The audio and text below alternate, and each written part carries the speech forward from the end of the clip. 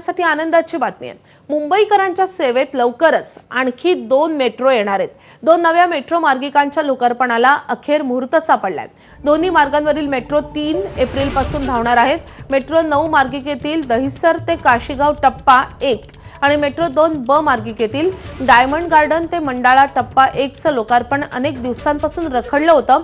मात्र आता लोकार्पणाची प्रतीक्षा संपली आहे। शुक्रवारी 3 एप्रिलला मुख्यमंत्री देवेंद्र फडणवीस यांच्या हस्ते या दोन्ही मार्गिकांचं लोकार्पण होणार असल्याची माहिती एमएमआरडीएच्या सूत्रांनी दिली आहे। हे दोन्ही मार्गिकेतील हे टप्पे सेवेत दाखल झाल्यावर मुंबईला 2 नवीन मेट्रो मार्गिका मिळतील आणि त्यामुळे मुंबईतील कार्यान्वित मेट्रो मार्गिकांची संख्या 6 वर पोहोचणार आहे। तर मेट्रो 9 मार्गिकेतील पहिल्या टप्प्याच्या रूपाने ठाणे जिल्ह्यालाही पहिली मेट्रो मिळणार आहे।